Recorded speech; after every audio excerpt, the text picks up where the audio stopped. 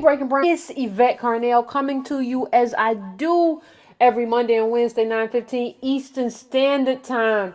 I'm coming to you today. I got it. If you can tell by the hodgepodge of stuff that's behind me, we got a lot of stuff to hit tonight. So I don't have a lot of time, but what I will do as always, I'm going to give you the time as I get here to YouTube to let everybody give everybody a chance to kind of fall in.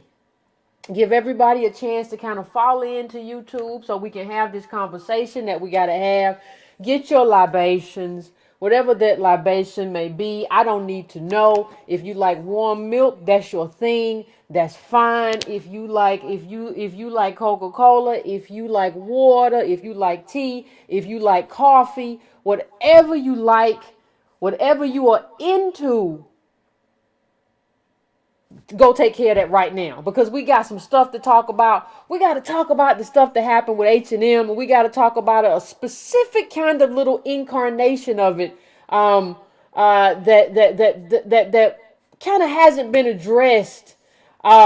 We also have to talk about the whole Oprah backlash that I had to deal with. We also have to talk about what's going on, Breaking Brown family. We have to talk about black unemployment. I mean, there's a lot that we have to cover in a very short period of time. So we're gonna go ahead in just one moment and get with it. Just let me get myself situated, and let everybody. I like to let everybody kind of file in, because I understand that like everybody hasn't gotten here at the same time. We get here at different times. We got to talk about cryptocurrency too. We got to talk about that too, because I addressed it one time, and one of the failings that I think I have is not going back and addressing stuff that I addressed. So, as usual, if you want to donate to what I do here in terms of black politics, please go to breakingbrown.com. You can make a cyclical donation once a month. You can also make a one-time donation, breakingbrown.com. You can subscribe to the newsletter, which is $2 a month, and it goes out every Sunday. It's just links I gather up during the week that I think are important to our black politics, are important to us kind of understanding what it means to be here in this country and be the descendants of slaves and all the stuff that comes along with that. So that's one thing as well. Also, why is there a moth here? God damn. Anyway. So, ladies and gentlemen, let's get started. You can also go to donatebrown.com. You can go to subscribetobrown.com. You can do all of that. Subscribetobrown.com. Subscribetobrown.com is free. It's just I just want to get you on my newsletter so that if something goes down here, we have, we get it all together. Also, please share this, please subscribe, because one of the ways we build what we're doing here is through growth.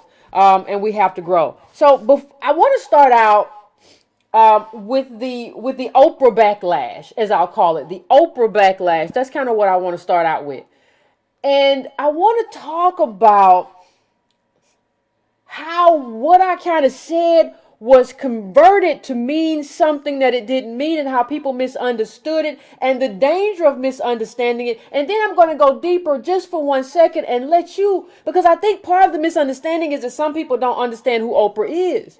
Like, maybe you got here late, but I got here early. And I'm always honest about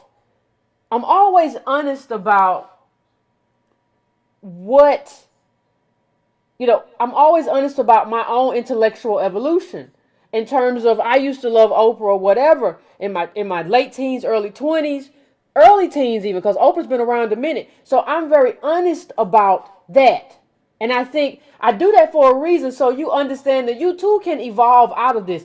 But I said some things about Oprah. And one of the things, I'm going to put up some clips for those of you who were here last week. You saw the clips that I put up. Charlie Rose. You saw this whole thing that I put up to show that, like, Oprah and people like Oprah are kind of part of this problem, and it's a problem in terms of these people, the black people with capital, and how they get their capital, right? and what they have to do to get that capital and maintain that white capital because they got chose. And so she talks about being this beacon of women. And I'm just going to give the people who weren't here, I'm just going to give you a quick overview of kind of what happened Monday. Okay, this is another picture. Harvey Weinstein. Now, all of a sudden, you are in favor of all this woman talk, but this is what you've been doing the entire time. Now, one of the problems, and this is Oprah basically. This is her kissing Harvey Weinstein. Now, one of the things that I heard when I had this conversation, or one of the criticisms that I got, and I'm here to answer criticisms all the time. One of the criticisms that I got, well, Yvette, you just don't understand. She's a celebrity, and that's just kind of how you have to behave, and that's just how stuff happens, and you don't understand what this means. And so I want to play something really quickly to kind of juxtapose two things, because one of the things that I like to do is juxtaposition. If you're telling me that this is how Oprah needs or has to behave with Charlie Rose, these people who have been alleged to have been sexual aggressors long before we knew about it, they knew about it. It was an open secret. So if you're telling me that this is a way that Oprah had to behave, or this is something that's just normal in terms of how wealthy people act around themselves, I have to juxtapose that against something else. So this is a clip I want to play for you. And this is some of you may have seen it, but this is Jerry Seinfeld. And the woman coming up to him is Kesha, actually, the singer. I think she's a singer, Lord, I don't know. But she's coming up to him to get a hug. And when you say that that's how people have to react, I want to show you how he reacted. No, thanks. A little one. Yeah, no, thanks. Oh.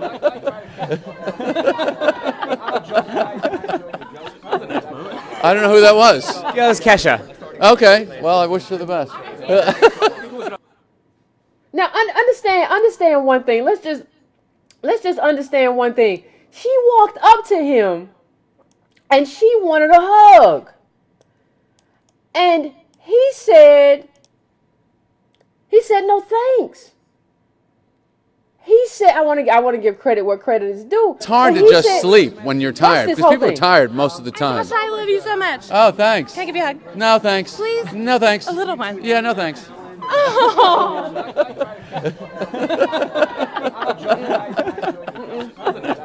I don't know who that was. Yeah, it was Kesha. You ain't getting no hug. Now, wait a minute. Here we go. Juxtapose that against this. And everything that we just saw, juxtapose that against all this kind of inappropriateness that we see going on with Miss Winfrey. Now, what I will tell you, let me just understand. When we talk about wealth, one of the benefits of wealth is that it allows you to draw boundaries, right? I may not have, when we talk about Me Too, the dishwasher at the restaurant, right? The woman who's a waitress, the factory worker, all of those people, because of where they exist, not only in terms of race, but in terms of class, they may not be able to draw boundaries. But Oprah Winfrey can draw boundaries, or at least she should be able to as a billionaire. Now, I don't think she's a billionaire. I think she's a multimillionaire, but not a billionaire. But you all have told me, Yvette, who are you to say that she's not a billionaire? Okay, you're saying that this woman is a billionaire. So what you're telling me is that she has the ability to draw boundaries. So please tell me why she isn't. Please tell me why she kissing and rubbing and doing these all sorts of stuff. Please, I'm just trying to get clear. And there was one I don't see it right now, where she was rubbing Charlie Rose's thigh. It was just the most inappropriate thing ever. But what I'm telling you is I'm Yvette Carnell. I'm not famous. I'm nobody in terms of the schemes of things. But what I'm telling you is that right now you can't find a picture like that of me with nobody famous, right? And I'm telling you that if you dropped $500 million in my lap, I would use that to draw boundaries. I would have probably 2 big brothers around me, and I would say, if any of these 2 men come anywhere near me, if they come within 3 feet of me, you're fired. I don't want them anywhere near me, because that's what money does. If you really felt that way, Oprah, knowing what we all knew, knowing what you knew, knowing what Hillary Clinton knew, knowing what everybody knew that was alleged about Harvey Weinstein and Charlie Rose, if you knew that, then why were they so close to you? Now, I don't understand how that creates a backlash against me. Now, here's one other thing I'll say.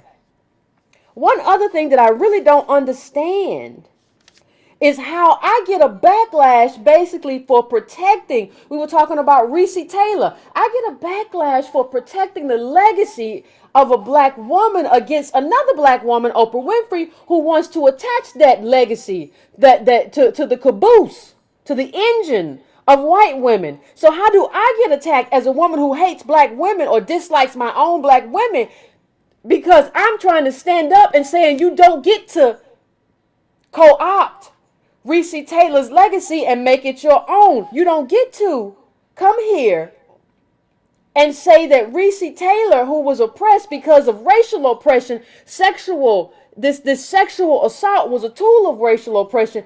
How am I a traitor to black women by protecting her legacy, but you protect Oprah Winfrey, this super capitalist who has done the bidding of white people and white capitalists? You are saying that I am the traitor and she is not. My question for you is, how confused are you? Now, just so we're clear, because people can't understand, people say, well, Yvette, why did you drag Oprah Winfrey? I don't understand why you dragged her. That wasn't necessary. And if you don't have anything good to say about Oprah, maybe you shouldn't say anything. Hold on, wait a minute.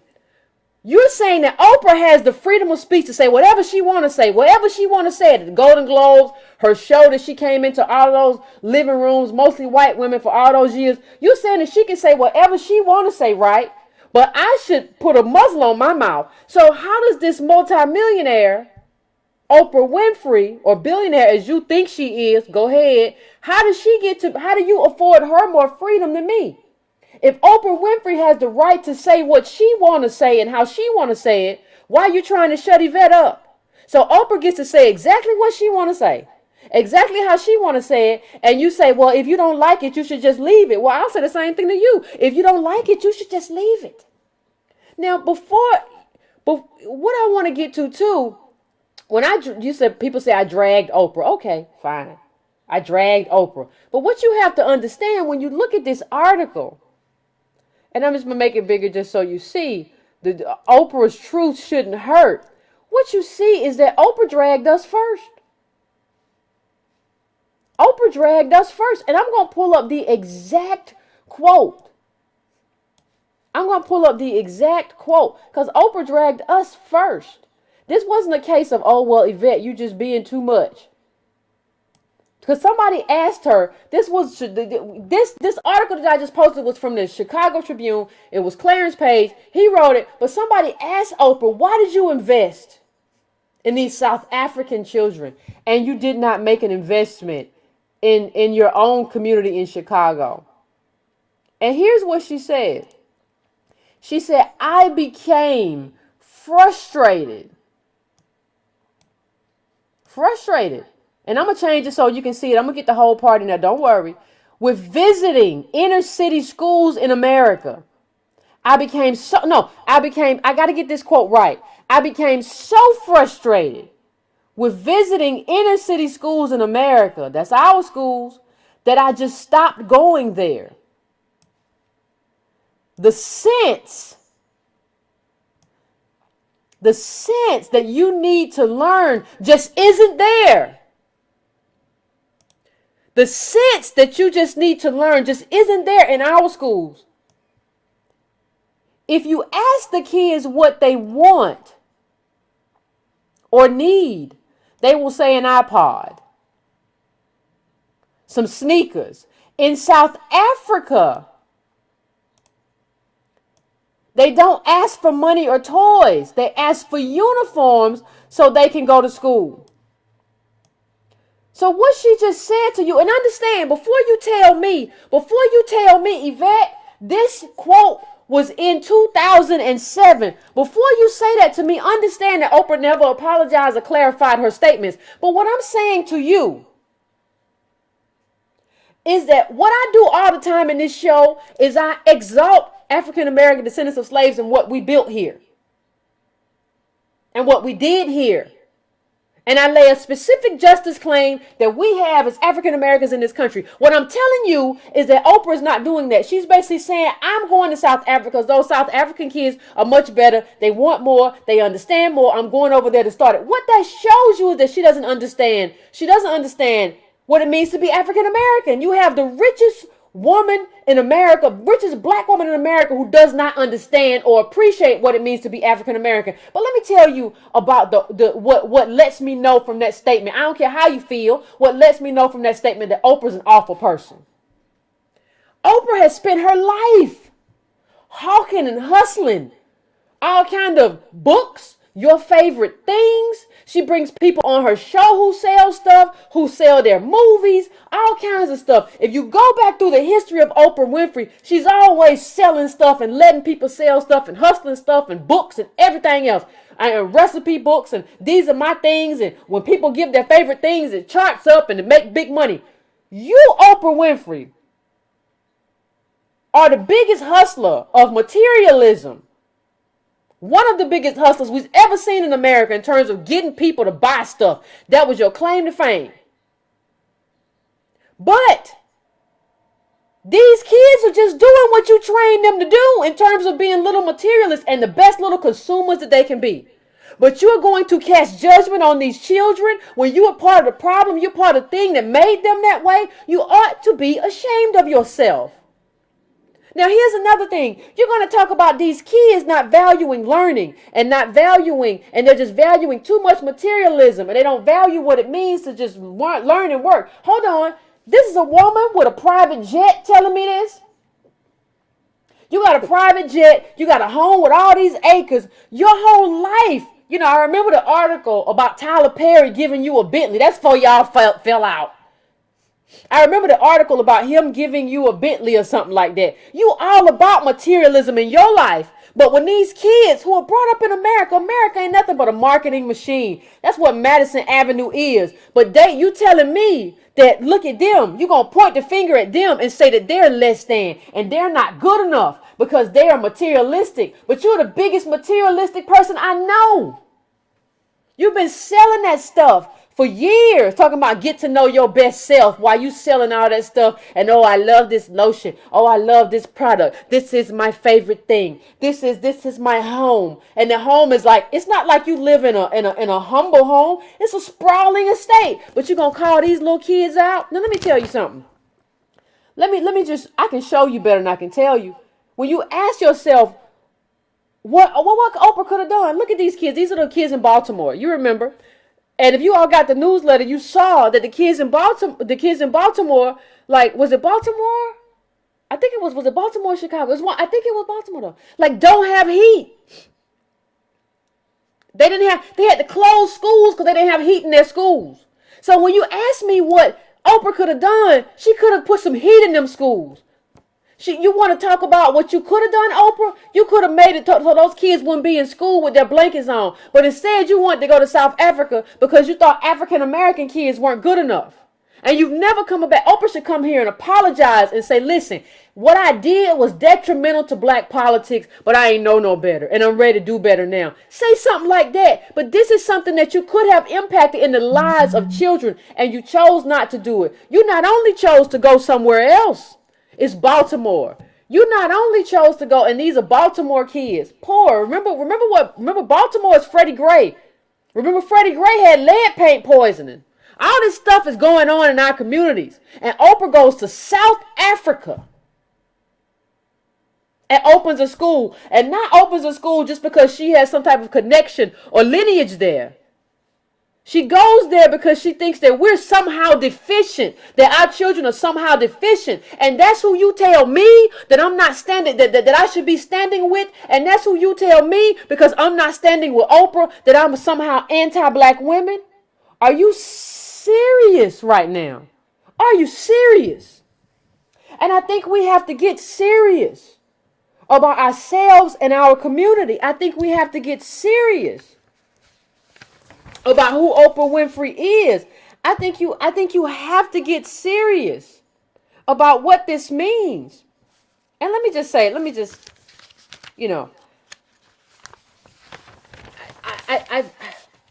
I'm about to move on to Bitcoin, but I think this is so important in terms of us having, I've said before, that we need to absolutely definitely have a sort of agenda politics, an agenda of things that are best for the African American community. But what we do not need an identity politics. So we have to have an agenda of things that we feel are best for African Americans. But we do not have to have an identity politics where, oh my God, there is Oprah.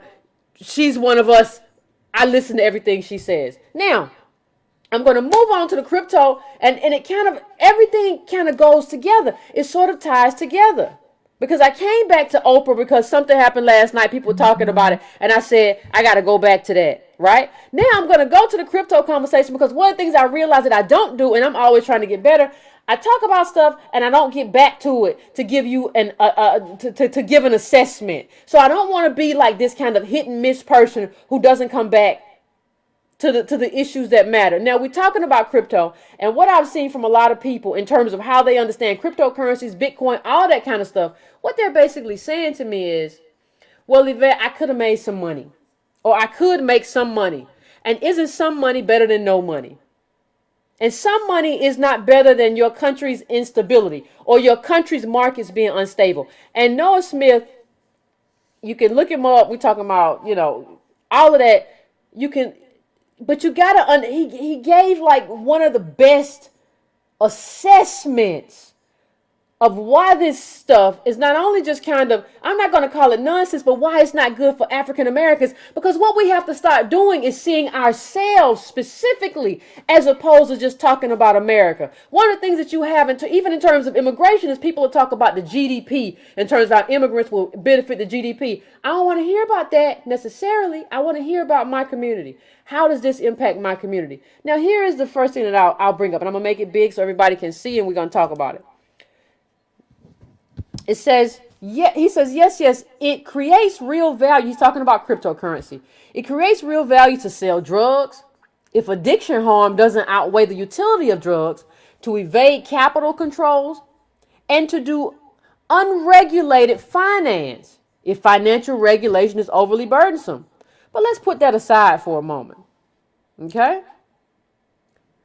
And then he goes to the next one. He says, Bitcoin doesn't create real value because fiat money and the associated payment system already work really damn well. This is true even if your Bitcoin investment pays off handsomely. Okay? Now, money is a coordination game. It has value because we all agree to use the same type of money. So if the world switches from fiat currencies to Bitcoin, as many Bitcoin boosters expect, people who held Bitcoin early, understand, he said held Bitcoin early. He didn't say you bought a fraction of a Bitcoin last week. Held Bitcoin early will be much wealthier than before. Now understand something. Before I go on. Before I go on with the rest of his thread, I want to say something. What you have to understand about Bitcoin and what you have to understand about where he's going here is if you make $10,000 as a Negro in America, so what? You have to understand what you're doing in terms of, see, it's not just about you making that money.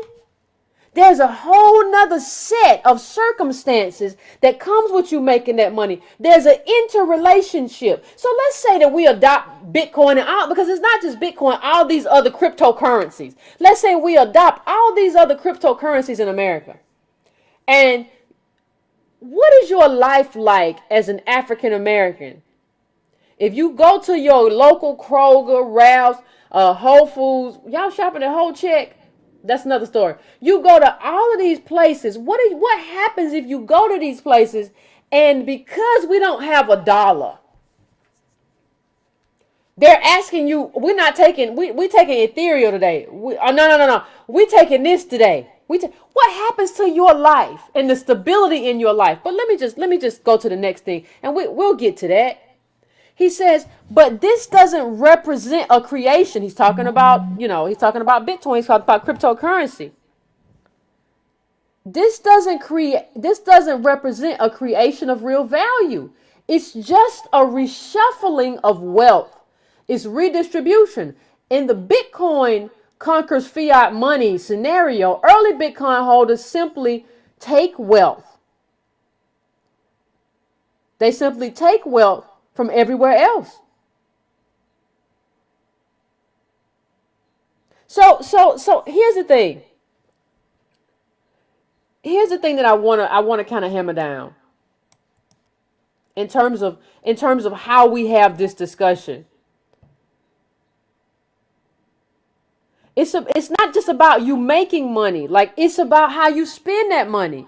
So what if you make that money in instability, right? If you make that money in a country that's unstable because of all these currencies, and you've overtaken the dollar and you've done all this stuff, and you can be in a place where it's worthless. So you make this money and it's worthless. And let me just say this, as African Americans, one thing that we should want above all else is stability. You all are trying to trade, you Bitcoin, cryptocurrency people. You're trying to trade. You're saying, I can trade, I can have $10,000, $20,000 or whatever, and I'm going to trade that for instability. What I'm telling you is that one of the only things, and you don't even have that if you're in jail, if you're incarcerated, but, in terms of mass incarceration. But those of you who are watching this show right now, understand that one of the only things we have as African Americans is a certain stability. When I go into a Kroger store, and that's what it is near me. When I go into a Kroger store, I know that my dollars spend. There's no Ripple. There's no Ethereum. It's like 1,800 cryptocurrencies now.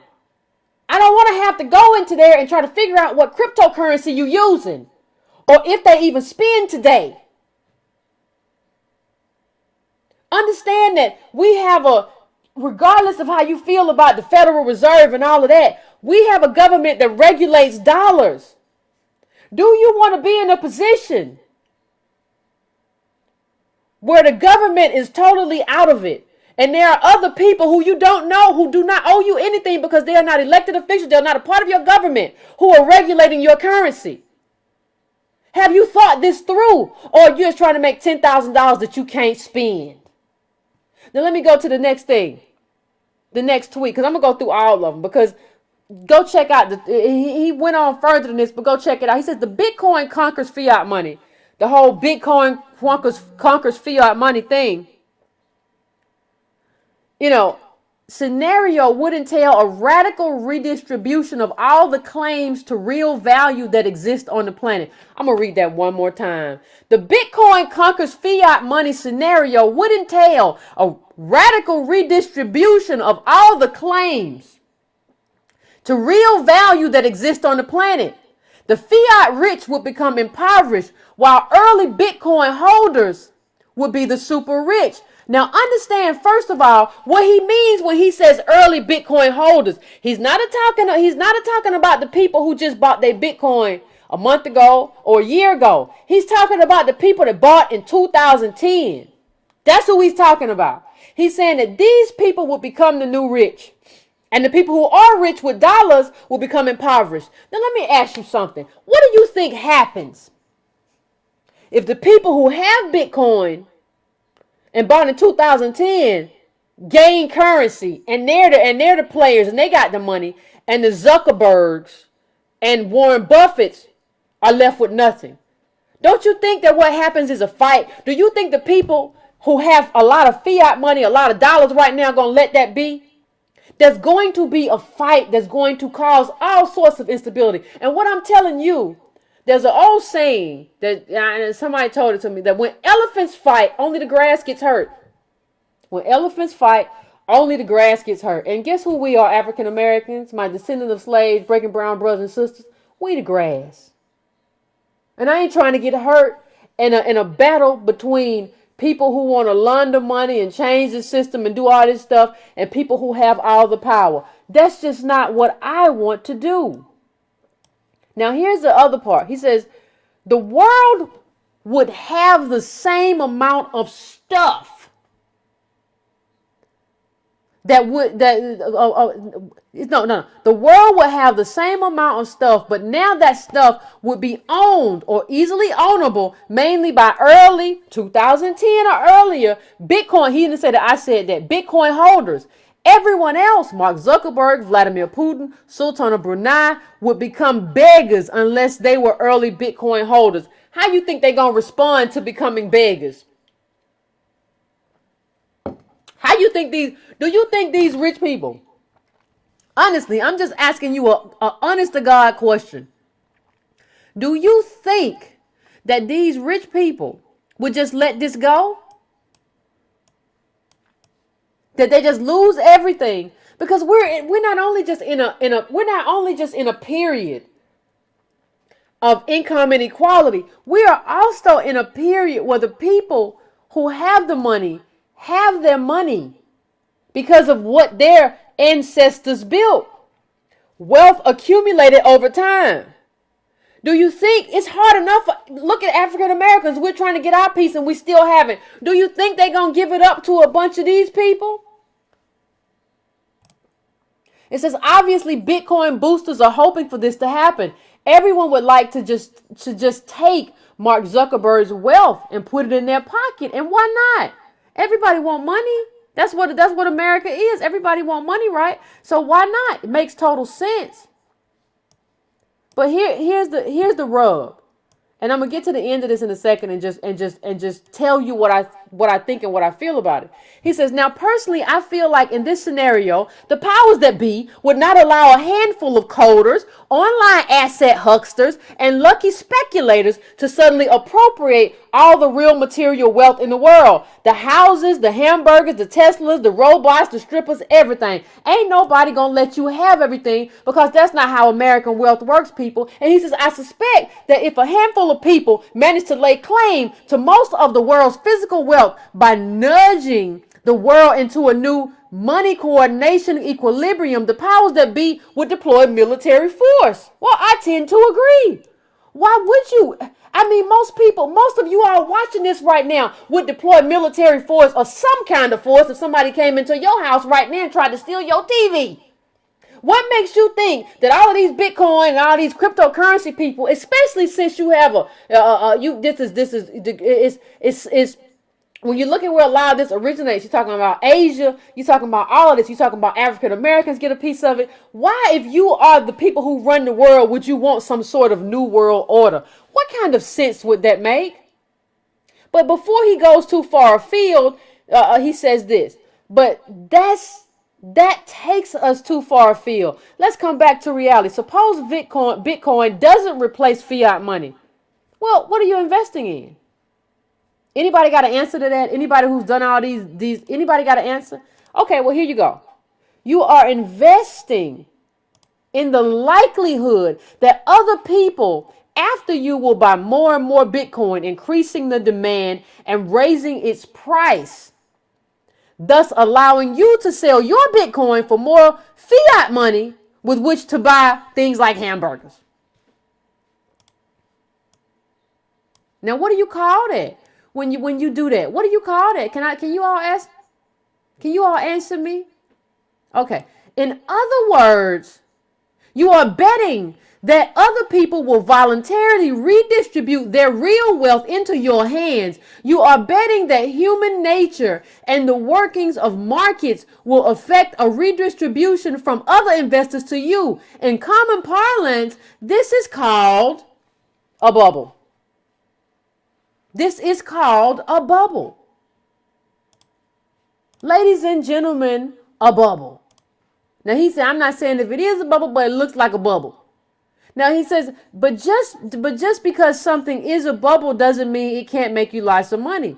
It just means that it's a zero-sum game. Your gain comes entirely from someone else's loss, since no capital is being allocated to real productive assets. Ladies and gentlemen, let me just say something.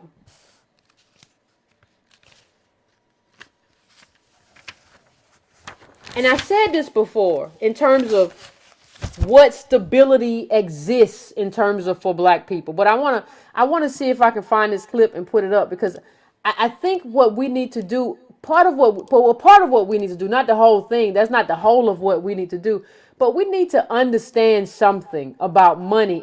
And part of the reason that we misunderstand this,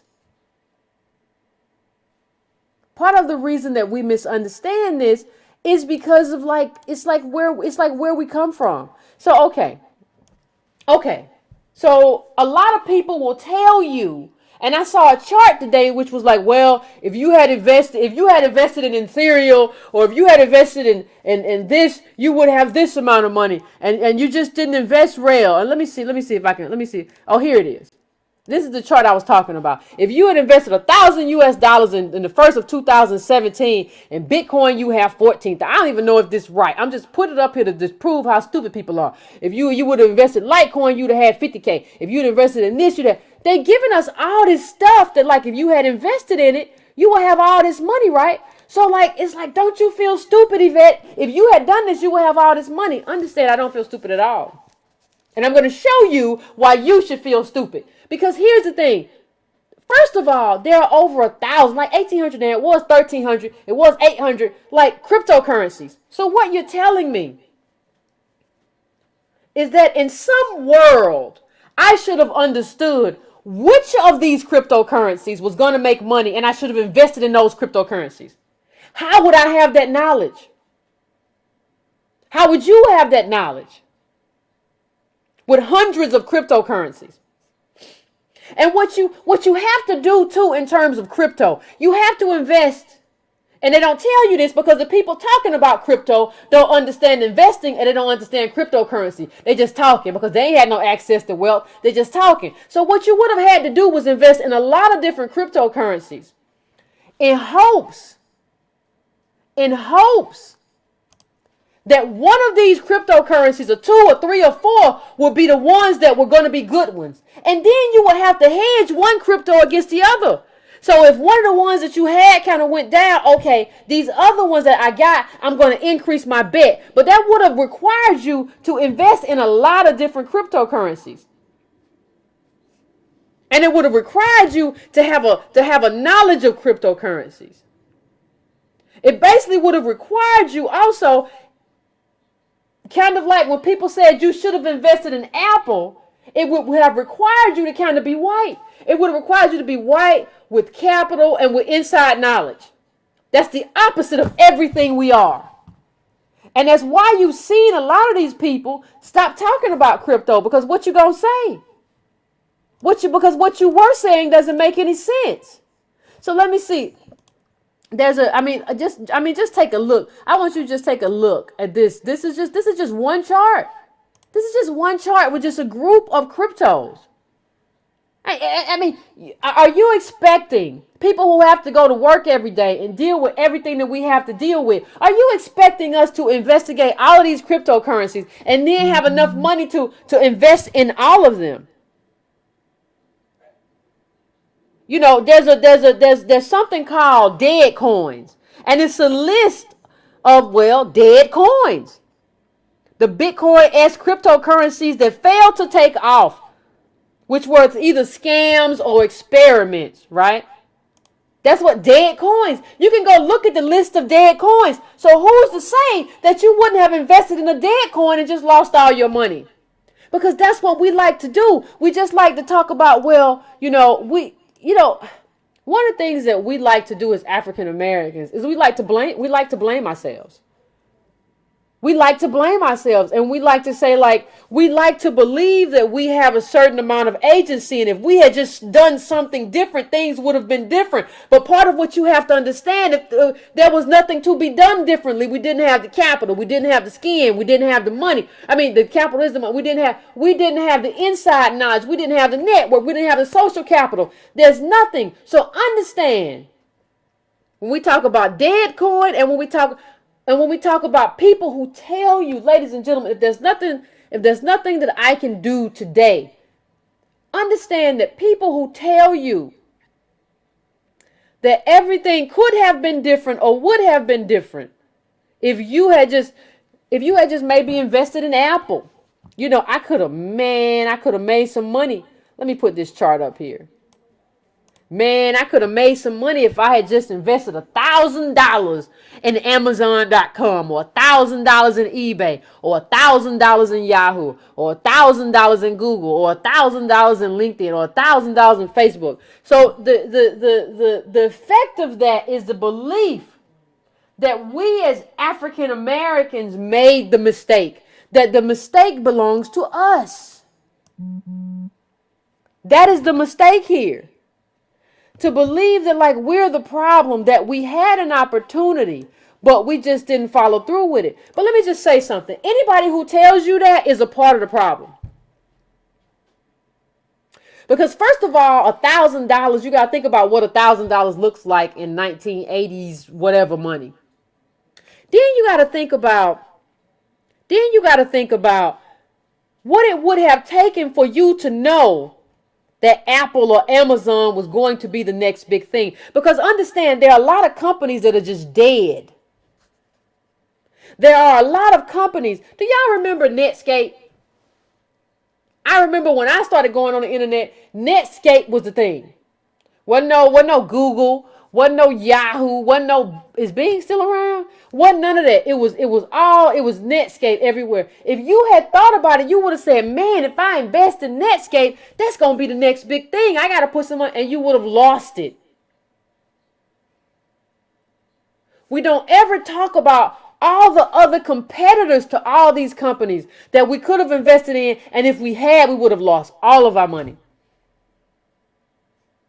And why wouldn't we lose the money? We didn't know enough. First of all, we didn't have the money, $1,000 of just discretionary income, which means I can lose it and be all right.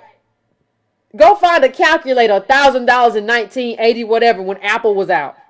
Then you would have had somebody to know, no. I trust this guy, Steve Jobs. He's the real deal. Invest in this. And you would have had to have money, insider knowledge, all that stuff which would have meant you would have had to be white in the 1980s. So anybody who tells you that life would just have been different or would have been better for you if you had just done these things doesn't understand blackness, doesn't understand African Americanness, doesn't understand money, and doesn't understand stocks. And I say that because I keep seeing these little memes go around. And what I'm telling you is that the memes are just ignorant. There's no other way to say it.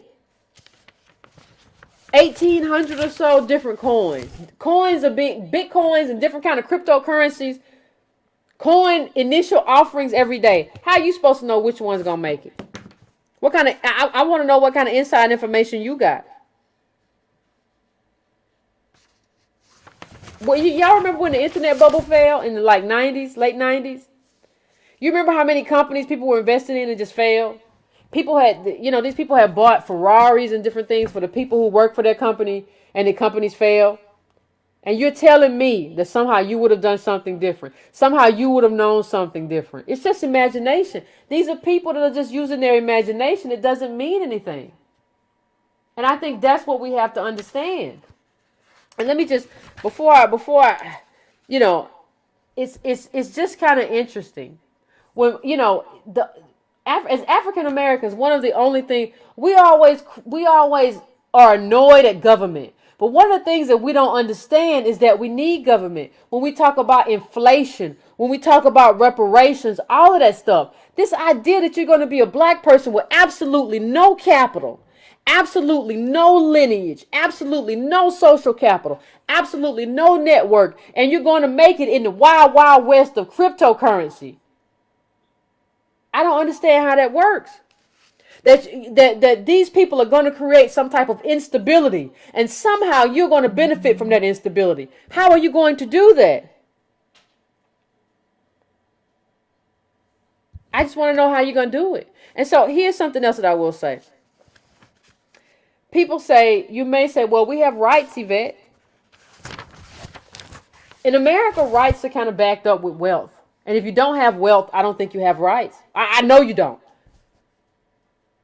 So if somebody steals your crypto and the government has been somehow minimized, the United States government has been somehow diminished, How are you going to go get that crypto back unless there's a space or a court? But even now, when you go to court, you got to pay money.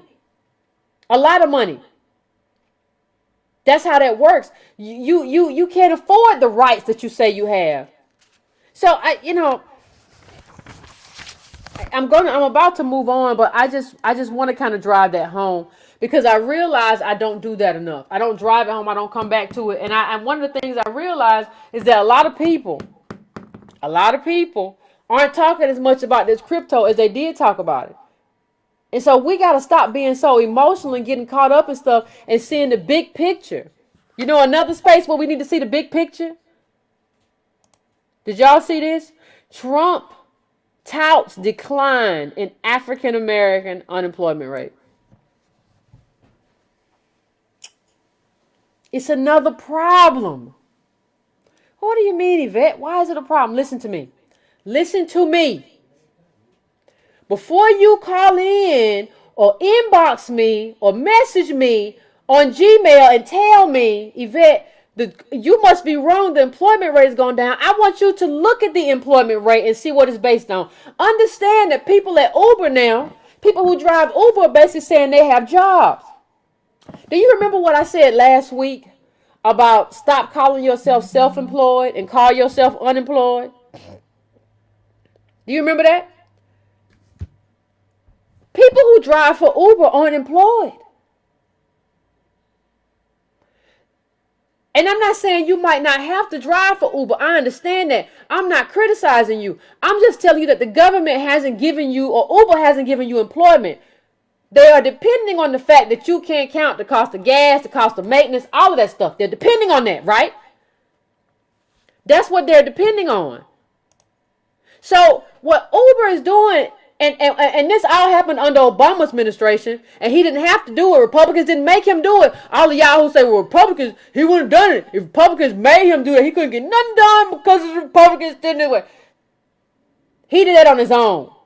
All of his people let all of these decades worth of labor law get wiped away because this is what Obama wanted to do. So when I talk, you notice that I talk a lot about stability. And one of the things that we have to understand is that we're only as we need stability, and we're only as good as the stability of our community. You are not stable. You don't make enough to be stable driving Uber. You don't make enough to have a stable life. And that should be the measure for employment. I should not be able to count you as employed if you're not earning enough. You got to take out all the gas, take out all the wear and tear. I want you to even find a way to quantify all this risk that Uber drivers take because they out here sleepy, because they out here at times of the night they shouldn't be out. It's 2-3 o'clock in the morning picking up drunk people, around drunk people. Count all of that in. And when you count all that in, what you see is that these are not people with jobs. These are people who are part of the gig economy because that's all they got. Totally understandable. But that's not a job. A job equates stability. And so they're using that to kind of pump up the numbers. And this is what the Labor Department is doing. Uber driver should never be counted as anything other than unemployed. He should be counted, or she should be counted as, I make money to get some extra food for the house, but that's not employment. And there's no health care. And they don't take out Social Security for, this is not employment. A second part of it, and I'm gonna speed it up because I want to get to I want to hear what you all have to say, and I'm trying to get better at that. But the second part of it is this. How, ladies and gentlemen, I'm just asking the question. How do you say African American unemployment has been reduced when your man in jail? Because understand one thing. If you don't understand anything else that I'm saying, I want you to understand this. This situation in terms of employment, in terms of African American unemployment, understand what I'm saying. And I want to make it clear. Just understand. Normally,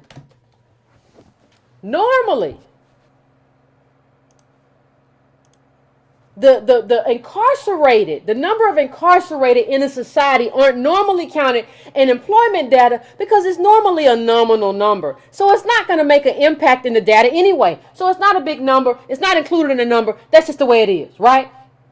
But in the African American community, we have like 10,000 African American men, 10,000 per 100,000 that have been incarcerated, so much that it's like a disappeared group. So when you don't include them in the number, when you do employment and unemployment numbers, of course it looks like, black people have jobs, and that number's been doing that for a long time. So basically what the United States government is doing is just taking black men out of the workforce, putting them in jails, and then say, y'all doing pretty good. Well, yeah, when you put all the men in cages and you don't count that they've been put in cages and they're making $0, yeah, it looks like we're doing pretty good, but we ain't.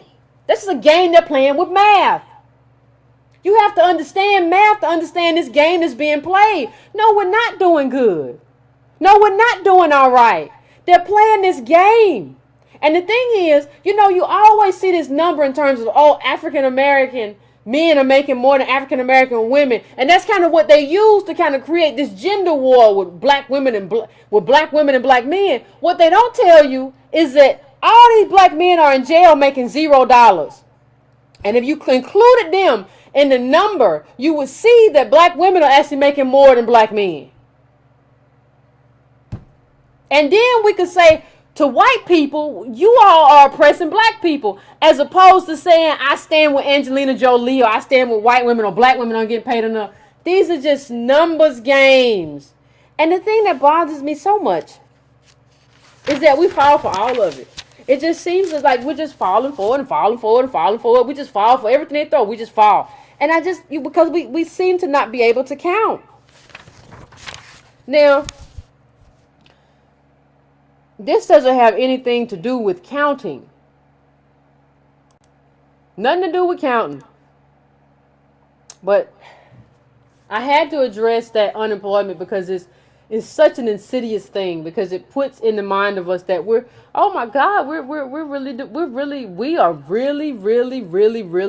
are improving. And so you have to just tell the truth and shame the devil. That's all I got to do. That's another thing. Look at all those. I mean, it's just, but I want to put up something else to just kind of help drive something home. Because now we got to talk about H&M. We got to talk about H&M. Ain't nothing else we can do but talk about H&M. Now, H&M had this whole thing going on. You all know. H&M made the little boy into put him in what was he, the coolest monkey in the jungle, or what was he? And there was this whole backlash from The Weeknd and all these people. The Weeknd said he not working with H&M no more, and all this other stuff that happened, right? And then you found out something that was very interesting. What'd you find out, Yvette? Well, you find out the mother of the H&M model, she don't really care that they call him a monkey. She don't really care that they call her son a monkey. She don't care. She said, if you read her words and you can look it up, she said, y'all need to get over that. I don't care about this monkey hoodie controversy. So wait a minute. We've all gotten excited and we done started using our political capital, right? To stand up for this little H&M boy who's been, and we talking about he's a king and all this stuff. And his mama said, I don't care. Understand, I don't care. I don't care if they call him a monkey. Now see, I'm not going to spend much time here, but what I'm going to tell you is that part of the problem here is that we hooked into something as African Americans that we did not understand. We have a history, and I'm not saying it doesn't exist elsewhere, but I deal in African Americanness. Descendants of slaves, that's my project. That's my journey. That's my people. That's who I am. That's what I deal in. Now, what you have to understand is that the mother is Kenyan. We didn't even look, let me put up something else for you. Nobody, where's it at? Nobody thought about that. Nobody thought about that. Here, people, everybody was talking about how Diddy was going to give him a $1 million Sean John contract, because the assumption was that this young man was somehow, his family was somehow offended or put off by what happened. But what you find out is that that's not the case. And so what I'm telling you is that this idea that we have that all black is the same and that lineage doesn't matter, all of this stuff is a problem. All of this stuff is an issue in terms of how we understand ourselves. You have to think about what Puff Daddy or Diddy or Love or whatever the hell he's calling himself these days. You have to think about what we projected onto that child and his parents. We projected our own experience, but that's his mother doesn't have our experience. She's okay with it. She's okay with her son being caricatured as a monkey, and let him be a monkey then. But understand that our experience is not everybody's experience, and we have to find out. I said this before on YouTube. I said it on Facebook. One of the things we have to start asking is who you? Who you? Who your family? Who your people? Where you come from? Tell me about yourself.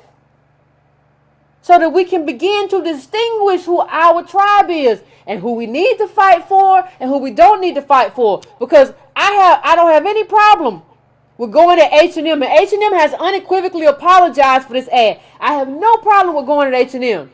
But we should not be out here supporting this individual family without knowing who they are, how they feel, and what they're okay with. For all you know, this Kenya mama picked the outfit and said, I don't have, ooh, that's nice. He is a little monkey. You don't know. You just think you know. We go around just think we know. How you know she didn't put the sweater on him and say something like that? You don't know. Just because we as African Americans aren't like that and would never do something like that doesn't mean that's who they are. We have to understand and value and treasure our tribe, and we are a specific tribe. We are a specific group of people. And we deserve everything. We deserve I don't understand how you don't understand that we're different. We're different in so many ways, and our legacy and our lineage is different. You have to understand that, and you have to value that. And I'm gonna just put one more thing up as I'm gonna get ready after this. I'm gonna get ready to go to the phones and go to break. But I want to show you something else that shows just how different we are, because you have to not only understand what it means to be an African American and our tradition and our culture. You have to understand that that's different elsewhere. Now, this was a Nigerian woman. She's apparently an attorney, and she got in trouble for abusing her maid. She got in trouble for abusing her maid. Now, understand, first of all, how many of us have maids? So what you have to say, if you understand that, is they experience class in a different way than we experience the class, because in America, most of us are on the bottom as African Americans.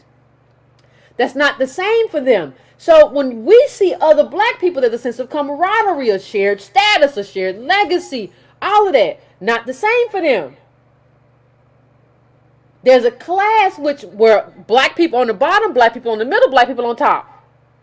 So to the point to where this woman allegedly had no problem bashing in her very young 15-year-old maid and locking her in a closet and all kinds of stuff, because a lot of them are members of the elite. We don't know what it's like to be elite in this country. We've never had an elite status as a group. The amount of people of us African Americans is very nominal, less than 1% who can say I'm elite.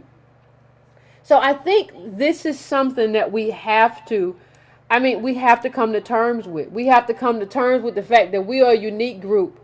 And with that, there is a unique culture.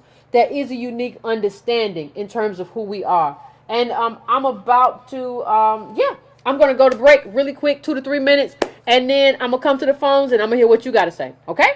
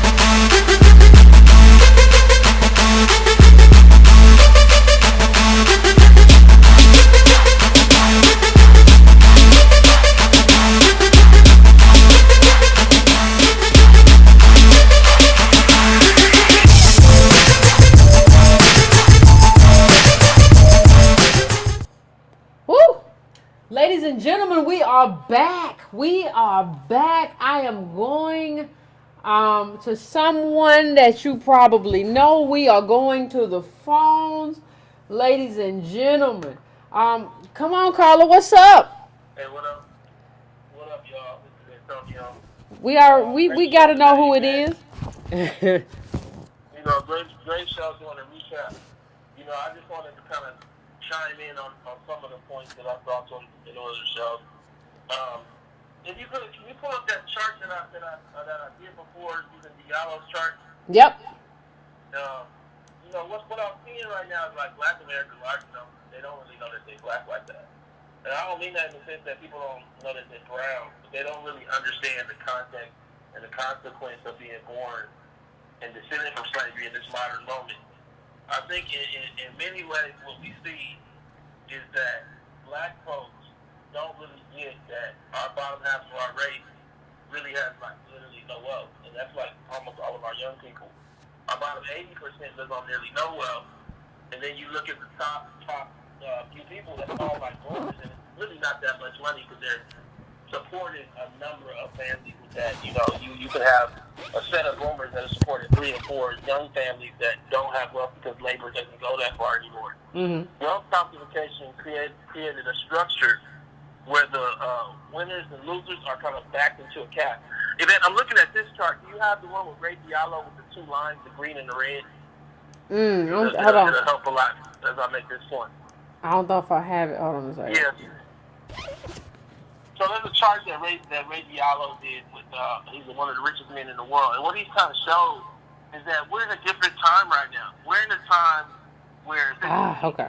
I got it. Hold on a second. Calcifying. Go ahead, Antonio. I'm sorry.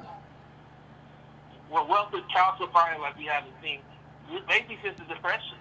And I think a lot of us don't understand that our entire psyche was designed out of another time, meaning when wealth wasn't calcifying the way it is, meaning that government taxed at higher rates, meaning that there was more crumbs falling out of the cookie drawer, and effectively you're gonna have to adjust entirely almost like who you are, or you're gonna drive yourself crazy because in many ways, did you find that? I got it now. I'm about to pull it up now. All right. Yeah, I want to pull it up. So I think that for me, it gives me so much clarity in terms of being able to see this thing and see why the people around me right now that are African American that are of my age really ain't functioning right, because they're doing things like it's 1981 still. And understand, 81, 82, we introduced trickle down, but we introduced it during one of the best times to be American as far as like the wealth spread between the bottom 90 and the upper 0.1%. So, America's changing, and the idea that everyone gets a chance is changing too. So whether it's crypto, whether it's Uber, whatever it is, it's showing wealth calcification. You look at this chart and what it shows, look at the red line and look at the green line. I want you to understand this chart because it's probably the most pivotal chart that you can understand about the whole situation. The green line is the bottom 90, the upper 0.1%. 0.1% of America. This is the wealth share that they hold. The red line is the bottom 90%, which is our whole race is in the bottom 90% of America, but it includes other groups. Well, if you look up, the last time that they had equal shares was in basically the Depressions. Well, we were born largely, most of us, whether you're 60 or whether you're 40 or whether you're even 20, during a time where there was a big spread here. So everybody that's been talking to you, telling you about like how to be in marriage, everything else, they don't know. They're not able to give you no more advice because we're in a different time. You would almost have to talk to your great grandma, who might be to actually really get an understanding of what it looks like when scarcity hits. And I don't say this to scare you, but I say look at this chart, and if you look closely, 1980 when trickle down happened, which is trickle down is the most similar thing we have to what Trump is doing. There was a big spread to kind of buffer that. We about to go through trickle down with no buffer. When I say no buffer, I mean, if you look, in 1980, the spread of wealth that the bottom 90 had was about 35% of the wealth. Mm-hmm. And the spread of wealth that the upper 0.1% had, it was like 7% of the wealth. They only had like 7% of the wealth. So there was a whole bunch of wealth for people to actually live the lives that you see your grandparents live. Well, if you look over the course, because of the lack of black politics, a belief in capitalism, a Kaziyek exceptionalism, Oprah idea and vision boards, what you saw is this whole thing is kind of coming together, and now we both are basically at the same share, which is about 23% of the wealth, 24% of the wealth. Now, the reason why I'm telling you all that is understand there's another 10% of white folks. Because this is just the top 0.1%. There's another 10% of all white folks that have the other 45 or 50% of the wealth. White America has largely created a caste system, and they've masked it with Oprah, and they've masked it with your idea that you can get a crypto coin and buy yourself out of it. They've masked it with your own self-blame. And I come on the show just to support Yvette and to give you an understanding that you need to understand that when we cover Alabama in the black belt, and the fact that 30% of the population in Alabama's black belt, black folks, are living below the poverty line, which we know is way below poverty. So probably like 60% of the black population is in poverty, living in feces. We're telling you that a problem is going for you. When we say, understand that white people only like 8% impoverished in that same area. Okay, so, and then we look over at unemployment. And I just covered this in a video. A shout out to Yvette for covering it. And what I want you guys to understand is that Uber was not counted. So just adding that boosted the numbers for Trump. But hold on, let me explain something. Now, I ain't never said this to Yvette. She's probably going to be shocked. Understand that Uber is a transfer of risk. It's not just a hitchhiking app. Yes. It's a transfer of risk. What do I mean? I want to go to the bar at 1 a.m. and I want to get drunk and I want to go home. But I don't want to drive my car to the bar and risk an accident or a DUI. Yep. So what I'll do is transfer that risk to somebody who is vulnerable based on capital, that's driving around, sleeping in the local area, and they'll take on that risk for me. Yep. Now, they might not be drunk when they're doing it, but they got to go drive around a bar that it has a higher propensity to having drunk because it's 2 a.m. Yep. A higher propensity to getting stopped and pulled over for speeding or anything else. You get way more traffic stops during those hours because the cops are sitting by the bar waiting for somebody to do something wrong. I'm just telling you it's the truth. So, like, fundamentally, you start dealing with this thing in mass incarceration, as Yvette covered, not counting 15% of the population that is incarcerated. Or for that matter, like Kamala Harris had them out there fighting fires for a quarter an hour or something. You don't want to count that quarter. You don't want to count that quarter to bring the wages into real perspective. Because if you have 10% of the population making a quarter, you need to put that right against the 30,000 or 40,000 the rest of it, so we can get a real number on the wage levels of this group. I'll end this by saying, when we look at this chart, the gravity of what it's telling us about our potential is daunting. And it's so daunting that many people blame me and Yvette and ask for solutions. For us to make this chart show what the 1980s showed today. You want me to give you an answer where this chart is wider today, where the bottom 90 has a bigger share of the wealth today. And we're telling you that the only answer is politics. If you believe Donald Trump's number of 6.8%, ask somebody who was around in the mid-70s, the last time we saw this, what Black America looked like. A Black America where factory workers bought homes. A Black America where whole neighborhoods popped up where it used to be grass and shrubbery. That's what 6.8% unemployment looks like. It does not look like Uber drivers driving late at night by a club. Thank you, Yvette. Appreciate it. Appreciate it. Antonio Moore, ladies and gentlemen, Antonio Moore. Yeah, I mean, if you don't get a chance, I mean, screenshot that chart, because that chart is everything. And I think one of the things, one of the problems that I have with so many leftists, like a leftist will say something like, well, you don't necessarily need to, you don't need to ride Uber, right? You don't need to do that. We're gonna solve this whole Uber problem by avoiding Uber. And the problem with that becomes that my people are driving Uber. And this is their way of making money.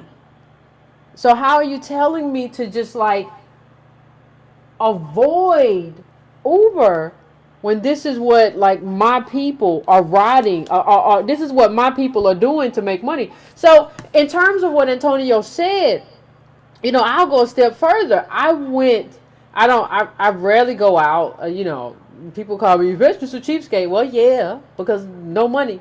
But and we have to have stability. You got to stop thinking that I got $100 in my account, I got some money. You don't. And so a friend of mine invited me out, and I took a Lyft. It was a black guy who dropped me off. But part of my contemplation in terms of driving a Lyft was in terms of asking for a Lyft was, well, I don't want to. What if I have a drink? And then because of what happens, I live in a black neighborhood. What happens in black neighborhoods is people make their money right by ticketing you. And so I don't want to be in a position where I had a glass of Prosecco and I'm coming home and I have alcohol on my breath. So what Antonio said is right. I just transferred that risk to somebody else. Now understand one other thing, understand that being sleepy or very sleepy is kind of similar to being drunk. It's kind of similar to being drunk. So that Uber driver, maybe they didn't drive, so maybe they're putting themselves at risk or me at risk or whatever. But I was trying to transfer that risk. I don't want to take the risk of having a drink somewhere and getting stopped and getting the DUI and getting all of y'all to make fun of me because I got a DUI and my mugshot is on the internet. Well, I don't want to take that. I'm making fun of it, but I don't want to take that chance. So what people are doing is just transferring risk to this Lyft or Uber driver who's been on the road for however long with these other drunk people, and they're picking up these people because I had to catch it home too, right? Just like that. So that's what he's saying. And I'm going to go to my next caller now. I'm going to go to 785. 785, I'm coming to you. Tell me what's your name, and I want you to tell me where you're calling from.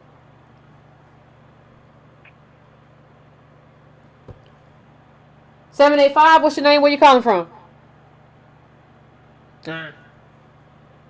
We're going to drop you, 785, because you ain't talking. Okay, 321, I'm coming to you. Tell me what's your name. Tell me where you calling from. Hey, Yvette, this is Dion from Orlando. Hey, Dion. I was just calling in to say, when you look at the unemployment rate, when they say African American, you have to ask what do they mean by the term African American, because here in Orlando, I'm a software engineer for a large corporation, and the majority of the engineers that I work with are not African American. Mm-hmm. Most of them are African, or they're from an island. Okay. But they get included in the number of African American. But if you look around Orlando as a city, such as like Edenville and Pine Hills and Terramore, those African American neighborhoods are unemployed at a much higher rate than 66%. So when you look at that number, like you have to like really separate out what they mean by African American. Are they just counting black people across the board, or are they actually counting African American descendants of American slaves? You went out for me. Okay, I think you're back now. Okay, go ahead, Carl. No, I was just saying, so when you really look at just the African-American population, not including islands, not including Africans, we're unemployed at a much higher rate than 6% because all the engineers that I work with, majority of them are not African-American. I would say less than 2% of the engineers that I work with are African-American, and I work for one of the largest state contractors in Orlando. Okay. So I just really want people to really like break that number down and understand what is meant by that. Thank you, caller. I appreciate you, caller. I appreciate you. What he's basically saying is, though, it's kind of like what I've been saying for a while. You know, black immigrants kind of mask our failure. So you say, oh, we have so many African Americans in this industry. Well, yeah, you do. But I want to know how many descendants of slaves you have in that industry. People who were here, and if you don't even have to. What you have to is your mom and daddy born here?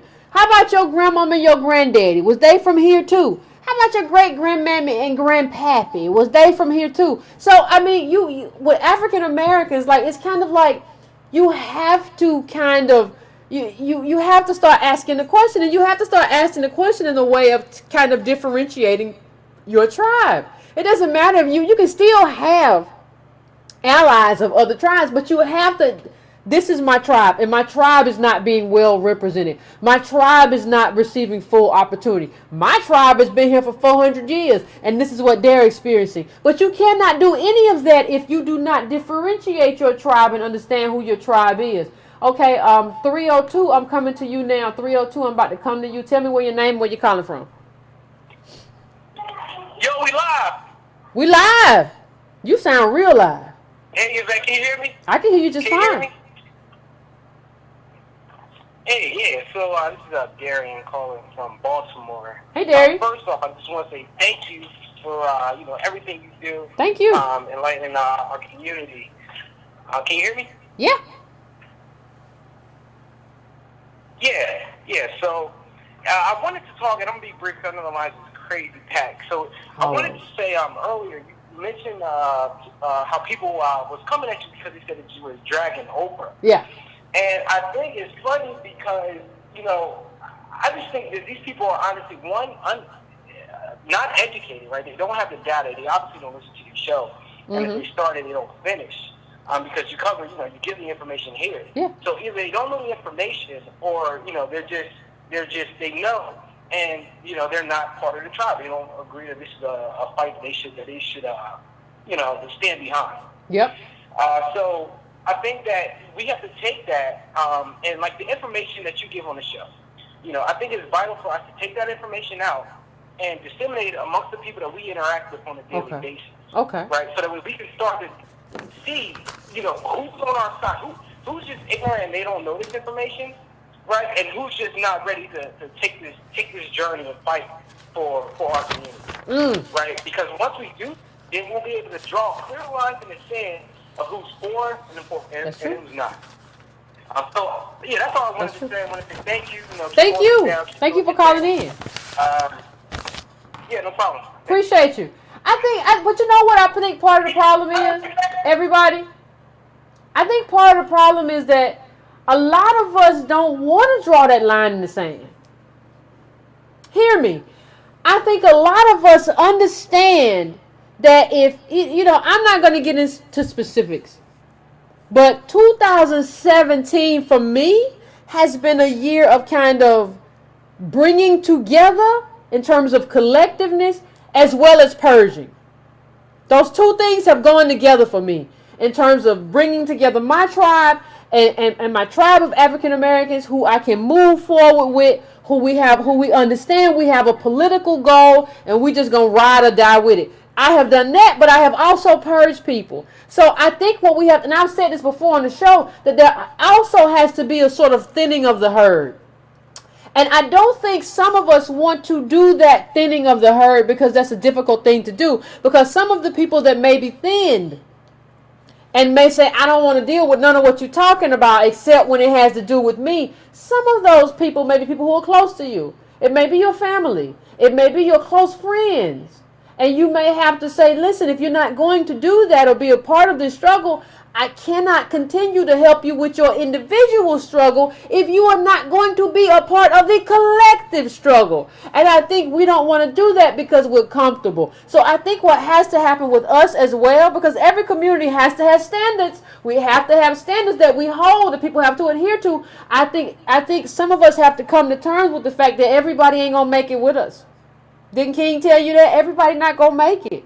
And I think we have to be okay with that. We have to make peace with that. And I've done a lot of that in 2017. And so some of you are going to have to do that in 2018. So 617, I'm coming to you. What's your name? Where you calling from? Yvette. What's going on? Reggie from Boston. What's going on, Reggie? Hey, what's happening? We over here with our $8 in medium wealth. Yeah. We're going to buy Bitcoin with that, though.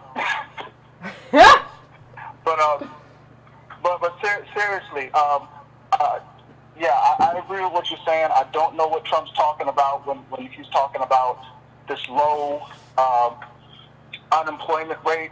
Because when I look at that data, especially when you dial in with working age black men, 20 to 34, the lowest it is in the major cities Like when I look at Seattle, that's 23.5%. Now, understand that was around the unemployment rate at the height of the depression in this country. Okay. So where working age black men are in terms of unemployment, that's at the height of depression. That's depression levels. Yeah. This study was in 2014. Our home ownership is at depression levels too. But go ahead. I'm sorry. Yeah. When you go to Detroit, where it's the highest, that's 58.2%. Like joblessness rate. So do we really expect? Does Trump expect us to believe that from 2014 to 2018, the joblessness rate dropped from 58% to less than 10%? Get out of here with that. Yeah. You see what I'm saying? Exactly. And again, when you dial in on black men, a lot of times they're using old data and not telling the whole story. I was reading a few weeks back a study done by Derek Neal and Armin Rick from University of Chicago and Cornell University, and what they found, because they looked at a study done by Smith and Welsh in 1989. They looked at the census numbers from 1940 to 1980. And what they concluded is that, okay, black people are making progress, but when you look at the data now, it doesn't continue, with the men. You take the growth of incarceration combined with the drop of black unemployment during the Great Recession. What happens there is that it leaves most black men in a position relative to white men that's no better than the position that they occupied only a few years after 1965. So again, Trump wants us to believe that we've made over 50 years of progress in a matter of months that he's been in office. Yeah. It's a numbers game. Yeah, I agree. I want like you and Tone says the data. Yeah, speaks for it's the data speaks. The data speaks for itself. I appreciate you, Carl. I want to thank you for calling in, but the data speaks for itself. And here's what I'll say about Trump. Here's what I'm gonna say about Trump. And this is the misunderstanding that people have. Like, Trump just wants something to take credit for. He don't care. And the mistake that people are making is seeing Trump as oh my God, he's just this awful person. Yeah, he's worse than most plutocrats, right? But you have to understand that all of these people have a lot of similarities to how Trump is thinking. The problem, and I've said this before, is that Trump is being more honest about the kind of plutocrat and overlord he is.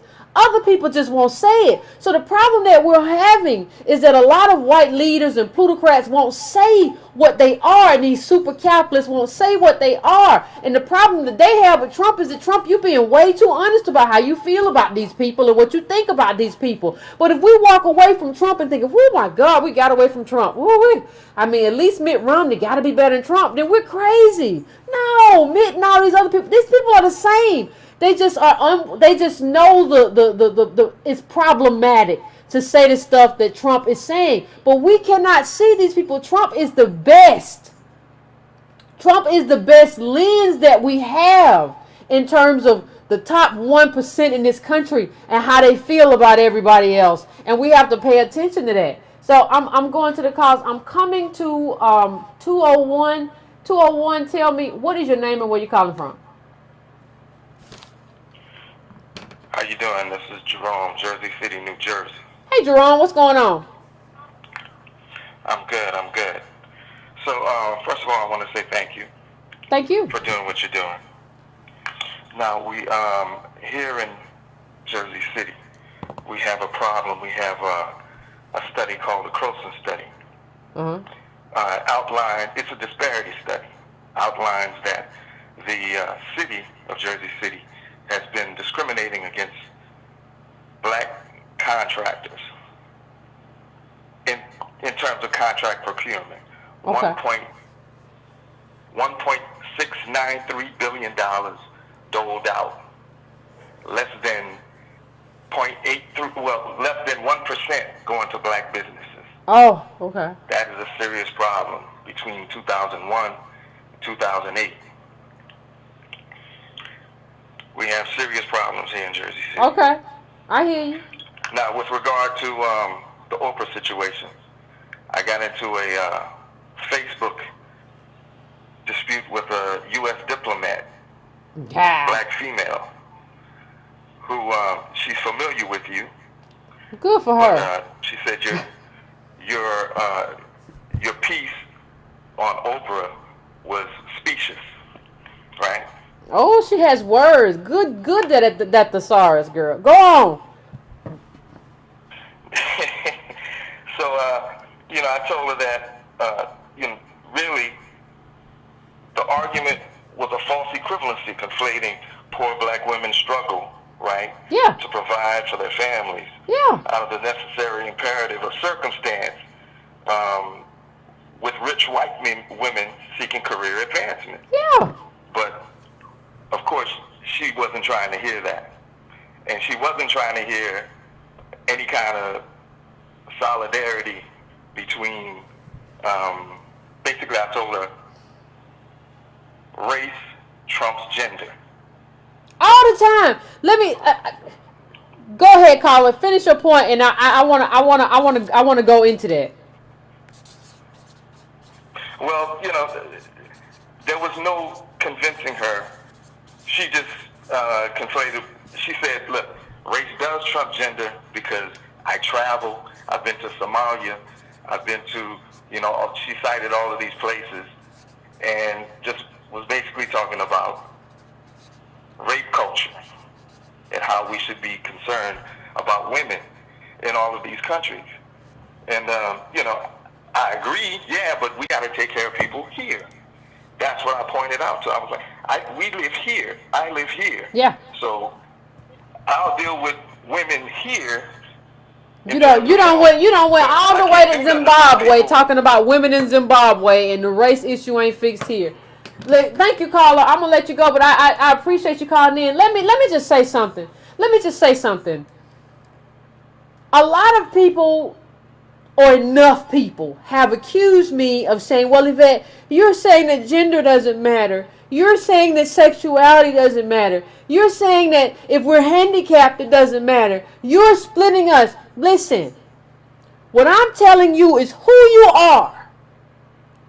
Your economic position, your position as an underclass in this society, it's not determined by your ovaries. It's not determined by your sexuality. It's not determined by your handicap. It's not determined by whether you are a nerd or whatever. That is determined by your race. And in this country, as African Americans, that's not race as much as lineage, is the fact that you come from a slave. So if you are, like he said, this black woman who's talking about race culture in some other African country, what I can tell you is that you are very confused. Because what determines the outcomes, we're talking about outcomes, African Americans. Outcomes in this country is determined about who your grandpappy, who your great-grandpappy, who your great-grandpappy was, and what they built for you, and your great-grandmammy who, couldn't have been anything. White women had that lot. So what we're talking about is who your people were way back when. If your people were the shoes that white people used to run on and make their money and win their races, then you could not have been anything. And that's what you need to be laserly focused on. You don't need to be in another country talking about rape cultures all over the world, and we need to be responsible. Yes, I'm concerned about anybody. And I'm there if you get raped or whatever, I'm there. But understand the primary thing that will project and suggest and determine your economic outcome. And in the richest country in the world, economics is everything. That is where you come from. Let me tell you something. If we as a community cannot begin to understand that race is the primary determinant of our outcome in this country, I can tell you right now that we finished. If we got this people over here talking about LGBT all the time and doesn't understand, not the LGBT or whatever doesn't matter, but if you don't understand that race in terms of being an African American is primary, and that means that we got to come together like this and fight for the same thing, then I don't have nothing else to say. If you think that being a woman and having an ovaries is primary and we don't have to come together as African Americans, if you think you can go over there with the white women, we ain't got a shot. We ain't got a chance. You might as well just put a fork in us. We done. We got to figure this out, and we got to understand that as African Americans, descendants of slaves, and a lot of slave owners, because black women didn't have rights over our bodies, you got to understand what that means, and you got to understand that we have to come together understanding that race is primary. If we don't understand that race is primary, I don't understand. I don't even know if we have a future. And that's just real talk. I'm going to 860, area code 860. I'm coming to you now. What's your name, and where you calling from? My name is Ulysses from Connecticut. What's up, Ulysses? Yvette, how you doing? Pretty good. I just have 6 things that I'm going to zip through within 2 minutes. Okay. Less. The first thing, I love you. Thank you. Second thing, I appreciate you. Third thing, you are a tribal treasure. The fourth thing about Bitcoin, the Bitcoin craze is just another money extraction scheme to extract money from the working wage earners by the wealthy. Number 5, an investment of money into any investment vehicle without capital wealth by a wage earner is not an investment of capital, but a divestment of capital. And lastly, we're simply co-funding the exploitation of the working poor or the grossly hopeful investor turned divestor. That's all I have to say. Thank you, Please brother. keep doing what you're doing. I support you. I appreciate you. I appreciate you. Y'all heard what the man said. I'm gonna try to run through and get through some a couple more calls before we call it a night here. 713. I'm coming to you. What's your name and where you calling from? Hey, Yvette, this is Jonathan. I'm calling from Philly. Hey, Jonathan. Hey, I just wanted to, I'm calling you in. First of all, I love you. Thank you. I want to send you an email after this is done. I just want to let you know that I'm a Lyft driver right now. In fact, as soon as you're done with the show, I want to go back out tonight. Oh. And I somewhat agree with what you have to say about Lyft. Before I was a Lyft driver, all I had was nothing but temp jobs. So I didn't have any stable employment.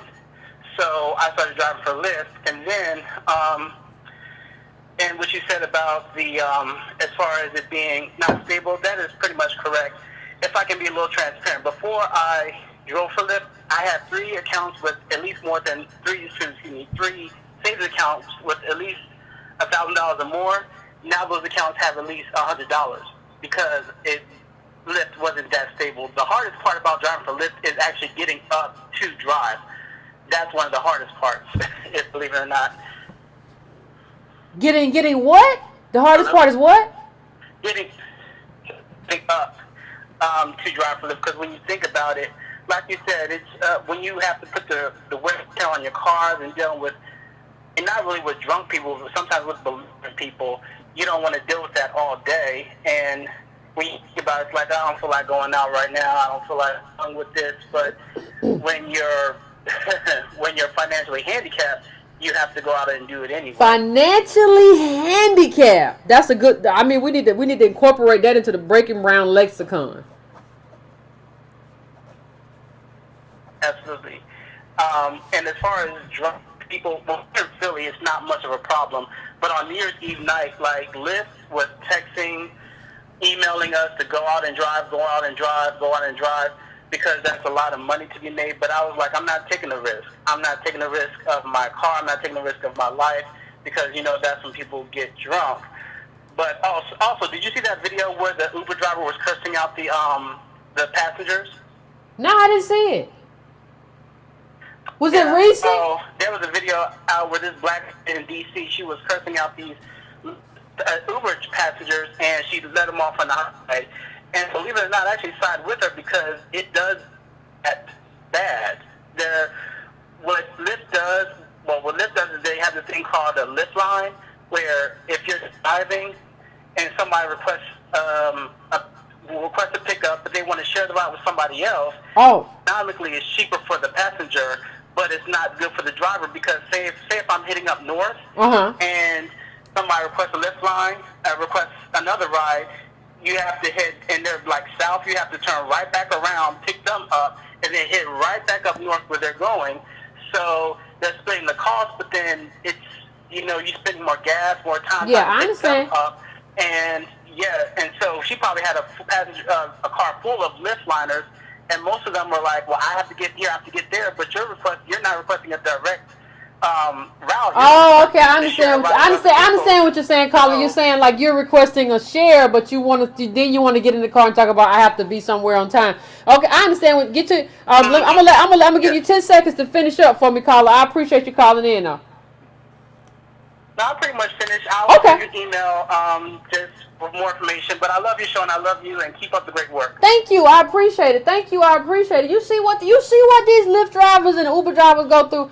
I like I said, I don't go out much, but when I do, I leave a tip because I know what it's like to go through that, and I know you're out, you're out late, and it's a lot to go through, and that's all I can say about that. But I appreciate the caller for calling in. What we need to remember from what that caller said is financially handicapped. Financially handicapped. Ooh. 313, I'm coming to you. 313, I'm coming to you. What's your name and where you calling from? Oh, 3. Hey, what's up, Yvette? This is Nate from Detroit. You know I love you, baby. What's going on, Nate? What's going on? That's what I kind of wanted to piggyback on what the dude said. Okay. When he was talking about the Lyft drivers, because I have a lot of people who work full-time jobs and do Lyft on the side to make extra money.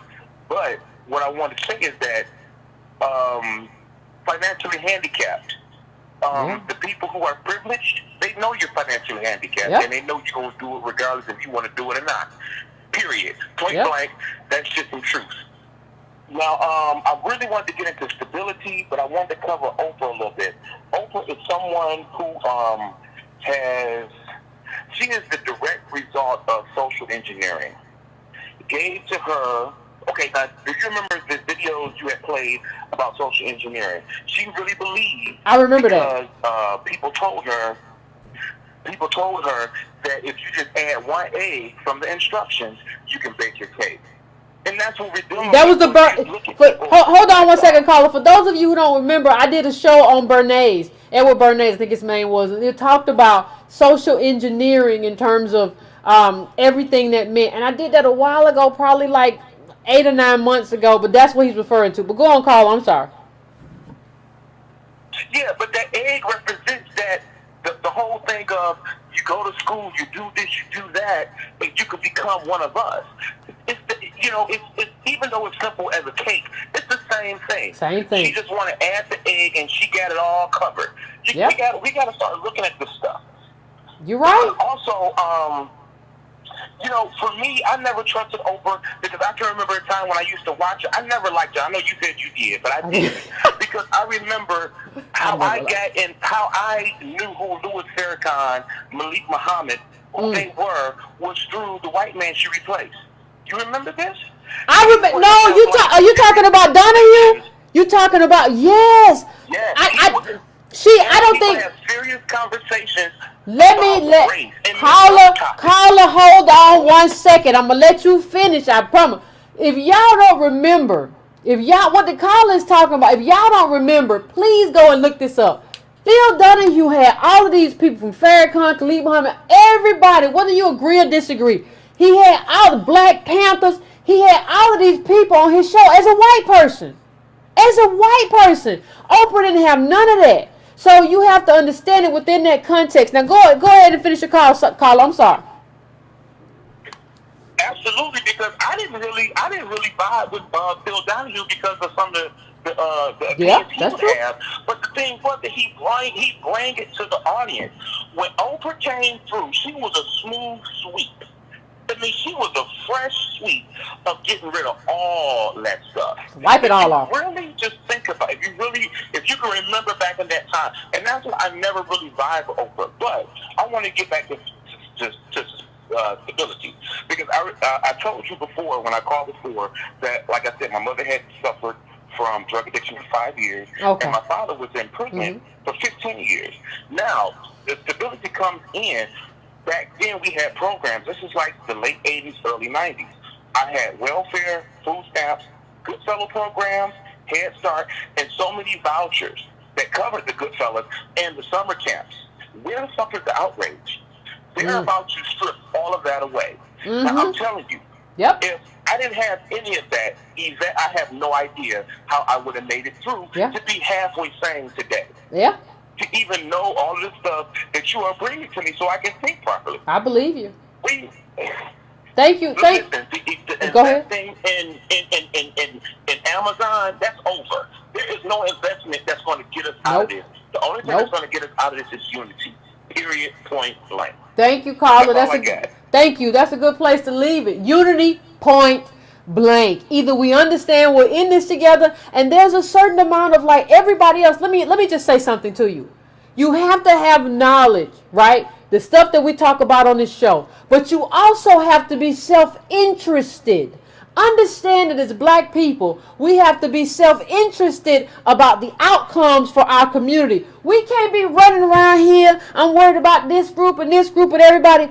You have to say, I'm self-interested. My priority right now is African Americans, and African Americans aren't doing well. We're on the bottom. We're a bottom caste. That is my priority. You cannot exist under American capitalism and not be self-interested. If you don't understand anything else that I say today about what we have to do and where we have to go as a group, understand that we have to be self-interested. 336, I'm coming to you. Tell me what's your name. Tell me where you're calling from. Hello? My name is Veronica. Hey, Veronica, how you doing? I'm calling from North Carolina. Good. What's going on? What's on your mind? Can you hear me? Yeah, I can hear you fine. Great. I can't hear you. I can hear you though. Talk. I can hear you. Oh, great. I'm calling about Oprah. Okay. First of all, don't feel bad about some people complaining about you supposedly trashing Oprah. Okay. Oprah, you know, unfortunately, she's never been an advocate. Yeah. And I think people just have a very difficult time dealing with the reality that she's just hasn't been our friend. Yeah. And I said people have a difficult time accepting the fact that Oprah really has never really been an advocate for black people. No, I agree. Period. I agree. Point blank, period. I agree. And I want to thank you for calling in, caller. I appreciate it. I think the caller's right. I think she, people have a problem with her never being an advocate. And it's just like, I don't try to involve myself too much in intention, right? I don't know whether it was Oprah's intention or I just don't know whether she just didn't know enough to be an advocate. Not my business. Not my business. It's fine. I just don't know. So, I'm going to probably my last caller, 757. What's your name? Where you calling from? I'm coming to you right now. Hey, what's up? What's up? What's going on? Are you there? I'm here. It's me, Otis again. What's going on, I got Otis? a question for you about Oprah. Okay. Other than respectability politics, what political stance has Oprah ever taken in 40 years of being in mass media? You're gonna have to tell me, Otis. I don't know. Okay. Now here's another one. I don't know anyone because when I watched her show with my mom over the 40 years, all I ever say she was apolitical and she would never take a stand. But I do know this. Barack Obama. Pardon me? Barack Obama, I guess. No, I do know this. Once I started checking, just since she gave her speech, I know she's unloaded somewhere between 7 and 9 properties in the Chicago area, all in high-income areas. Several of them sat vacant for over 8 or 9 years. And I also know that she drugged Racy Taylor into a conversation about white women getting their due in Hollywood, when in reality, you know what I know. During the era that Racy was raped by those 6 white men, it was terror, and black people, male, female, grown, or children, were being raped in the South. I'm from Yorktown, Virginia. And Virginia, one of the 13 original colonies. When I hear black people around this country who have diplomas from some of these Ivy League schools try to explain to me about life in the South, I tell them, you need to sit down, take a seat, or go and talk to some of these older people that have lived the life. I grew up around people that had been slaves, and some were sharecroppers. The stories and horrors that they would tell about treatment, sundown towns. If you get caught in an area that you're not supposed to be in, male or female, you could be raped and abused and disappeared. So for her to take Racy Taylor's story and get up in a speech with I for 9 minutes as though she's trying to run for president is disingenuous, and it proves that she's nothing but a striver and a gatekeeper. She is not for black people. She did nothing for Chicago school systems when they were being decimated. She did nothing when Superior Bank was stealing money from them. I love your show. Thank you. Appreciate it, Otis. And somebody in the comments says she's not a politician. Well, then get out of politics, boo. Like, and then the thing is, like, how do you get, you know, we have supported you. How do you say you're not a politician? Like, this idea that, like, you have to be a politician to engage in what is best for people and to engage in what is best for people in Chicago in terms of black people, that you have to be a politician. You got to stop giving people a pass. Nobody gives us a pass. Nobody gives us a pass about anything. But y'all stay giving Oprah a pass. And let me just, I'm gonna go. I said that was gonna be my last call, but it's a lot of gatekeepers out there. Understand, it's a lot of gatekeepers out there. But I'm gonna take one last call. I'm gonna go to 337. What's your name? Where you calling from? Crazy people. Hi, Crystal from Southern Louisiana. I want to go in on Oprah a little bit. Okay. The family of Recy Taylor. What Oprah did with equating what happened to Recy to the Me Too movement is disgusting. It was animalistic, domestic terrorism, and I hope that the family leads her up one side and down the next, like, honestly. Second point about Oprah, she's educating the children in South Africa. Yeah. And as we know, they are now competition for us and mass now failure. So she has a hand in that. Absolutely. Number 3, with Oprah being, president. Okay. According to you and Antonio Moore, you know, when that $70 million trigger thing happened, if I'm not mistaken, you guys said that she's contractually obligated or something. It looks like that. An employee until 2027. So you can't run for president, number 1. Number 2, honey, you are a black woman in America. You're going to have to let go of those tax returns. And we're going to see you not a billionaire. So I wouldn't worry about her running for president because all the tea leaves will be read at that point. Thank you, Carla. I have you, Yvette. Thank you so much. I appreciate it. Every single thing you do. I appreciate it. I love you, Carla. I appreciate that. Listen, if she ran for president, if Oprah, like, first of all, let's revisit what the caller said in terms of Oprah. Listen, anybody who says, well, Oprah's not a politician and all this stuff you're saying is political, Oprah gave us Obama. Stop saying she's not a politician. She gave us Obama. Do you understand how much she supported Obama? She's been involved in politics. She's doing this. So stop saying it like she's not a politician. That just shows it like you're a simpleton. And like, I don't know what to do with that. But I'm just reading something else. You know, the thing is, even if she ran, and the caller talked about, well, what if she had a trigger? You know, Antonio Moore and I talked about the fact that the contract says she got to keep working. They probably say, well, you know what? If you run, Oprah, you ain't got to keep working. We got some stuff we need you to do. So what that means is that when she gets in, she's not there for us anyway. She's there for everybody else. What does that tell you about Oprah? So, you know, I want to thank everybody for calling in. I want to thank all the people. The line stay full that I couldn't get to If you want to donate to what I'm doing, you can go to breakandbrown.com. You can make a cyclical donation. You can make a one-time donation. You can subscribe to the newsletter, all at breakandbrown.com. Okay? We will be back on Monday to have some more conversations. Please go to donatebrown.com if you want to make a one-time donation as well. Go to subscribe-to-brown.com as well. You can also, please, if you can't do anything else, please like what we're doing. Share it. And all of that stuff. And please send me some stuff to deal with moths. And so I appreciate everybody. I see everybody in the chat. I appreciate it. And we're going to have this conversation again. But we got through a lot of stuff today. And that's good. That is good. We're making progress. I'll see everybody on Monday.